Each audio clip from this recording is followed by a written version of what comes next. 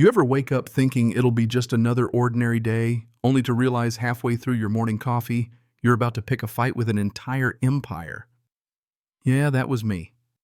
And let me tell you, empires don't like to lose, especially not to folks like me. Most people inherit a watch or maybe some old coins me.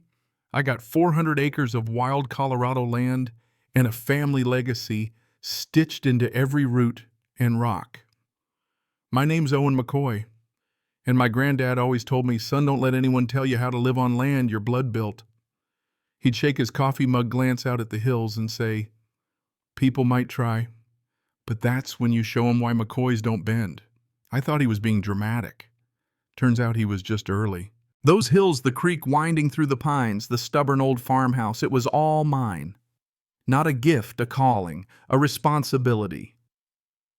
Out past my western fence, though, things had changed.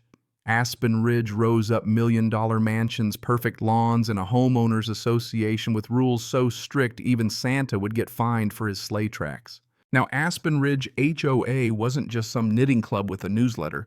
This was a real-deal regime, and at the top sat Jennifer Miller. Imagine if Martha Stewart and a drill sergeant had a kid, but meaner. She ran her neighborhood like a kingdom, and word was she'd throw a fit over a mailbox if it wasn't HOA-approved beige. I didn't care. My deed said private property, no HOA, no strings. The county, the surveys, the dusty old records in Granddad's safe, they all backed me up. Still, every time I drove past those stone gates, I could feel their world creeping closer like a fancy dinner party that didn't want me, but sure wanted my land. At night, I'd sit on my porch boots, up coffee in hand, staring at stars that never made it past Aspen Ridge's floodlights. Out here under those oaks, I felt untouchable. Old as the land itself, too stubborn to budge. But what I didn't see coming, Jennifer Miller saw my freedom not as a curiosity, but a threat. The fuse got lit on a chilly Saturday. I was out with the crew, clearing a path along the old creek. Nothing big, just a little trail, a stone fire pit, a spot for family to gather.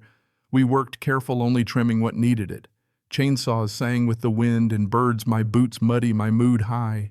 Then out of nowhere, a white SUV rolls up and stops by my fence.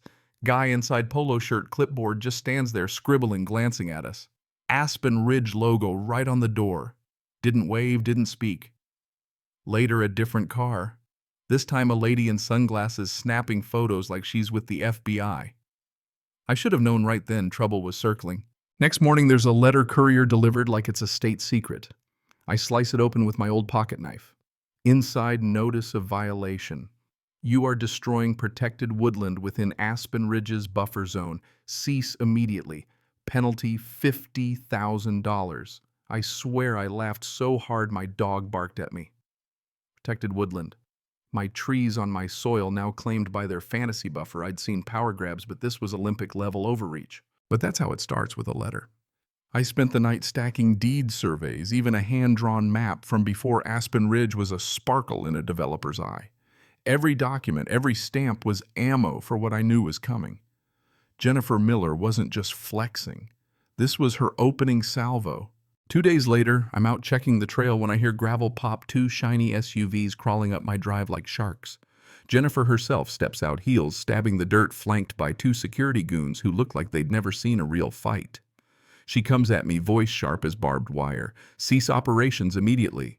You're in gross violation of Aspen Ridge HOA environmental standards. I lean on a fence post, calm as I can fake. Ma'am, this is private property. You have no authority here. She waves that manicured hand, dismisses me like I'm a weed in her garden. Private or not, you're impacting the greater community. This is a protected ecosystem. Her goons cross their arms real tough. I hand her the folder, Deed County Surveys notarized letters. She glances, irritation flickering behind the gloss. This doesn't change the fact your actions disrupt our community. I just smile. Lady, these trees were here before your community had a name. Her face goes red. She rattles off threats, legal action, liens, lawsuits. Do what you have to, I say, and keep your boys off my land unless you want trespassing charges. She hisses, you'll regret this, and storms off her convoy, kicking up dust. As the wind rustled the oaks above me, I realized defending my rights wasn't enough. I'd have to fight for them harder than I ever expected. Next morning, I call my attorney, Mark Jeff Sharp, as attack, no patience for bullies. We lay out the evidence and Mark's frown gets deeper. Owen, that buffer zone claim is smoke and mirrors, but let's dig deeper. We order fresh satellite scans and a title search not just on my land but on Aspen Ridge lots along the creek. 3 days go by. I walk the woods uneasy. Then Mark calls, says I need to see what he's found. Laid out on his desk are satellite photos, overlays, and ancient permits. He points to a structure deep in the trees on my side of the line. That's a cabin, he says. We cross-check permits. No record. We check newsletters. That's Jennifer's private retreat built outside her property. No permission, no nothing. On my land. That's when my anger shifts gears. Wasn't enough to boss me around, she'd built her kingdom right under my nose. Mark grins. Owen, you've got her. Unlawful occupation, trespass, damages. We go to court, you don't just win, you bury her. And I nod because now it's not just about me. It's about every neighbor who's been steamrolled by these types. Court day comes. Gray courthouse cold as the justice inside. Jennifer in a navy suit, legal team stacked. Mark lays it out, property boundaries, the illegal cabin, the harassment, the false authority. Jennifer's team fumbles, calls it a mistake. Mark drops photos of boundary markers clear as daylight. There's no mistake, just arrogance. Judge rules. Jennifer must demolish her cabin, pay $450,000 for damages and harassment. Aspen Ridge HOA fined $600,000 for abuse of power. Court orders an investigation. Jennifer sits frozen, her world, the whole make-believe empire, cracking apart. But she's not done. A week after demolition, little things start. Shed busted, lock smashed, tire tracks deep in the back field. Then a brush fire contained but too close for coincidence. I check security cameras. There she is, late at night, lighter fluid in hand. I drive to the sheriff's office. They know her, she's not new to trouble, but this is different. They move fast. Couple nights later, red and blue lights flash outside. Jennifer, caught in the act, hauled off in cuffs. Charges pile up: attempted arson, trespass, false reports, extortion. Aspen Ridge's leadership crumbles under investigations. Turns out Jennifer siphoned HOA funds, bullied dissenters, and falsified records. Residents come out of the woodwork sharing their stories, fines for mailbox colors, harassment threats. I'm not a symbol, but suddenly I'm the guy who stood up. As the dust settles, I rebuild what got wrecked.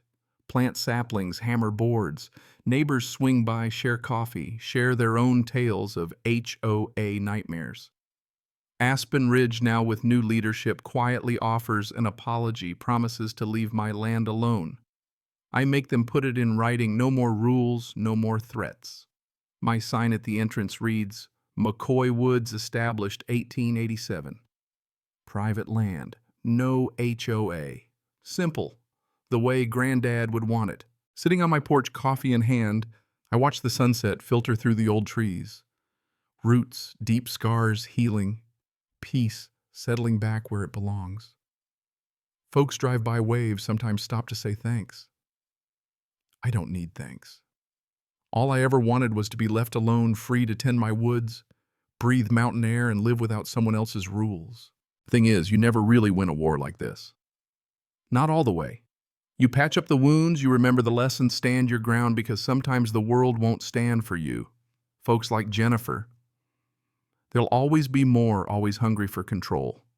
But the land remembers who fought for it, who respected it, who refused to bend. So here's what I learned. Justice isn't loud. Sometimes karma is just a slow, steady root twisting up through the dirt, cracking the foundation of every lie. Sometimes the greatest victories aren't shouted. They're felt quiet and deep when you can finally sit under your own roof and know you did right by your family, by your land, by yourself. Now let me toss this one to you. Where's the line between community and control? When does protecting a neighborhood become an excuse for power? Drop your thoughts below. Ever tangled with an HOA or fought for something that was yours? I read every story. Let's see what justice means to you. And if you've got your own battle scars or a lesson you learned the hard way, share it. That's how we keep each other strong out here, where the trees remember and the land keeps score.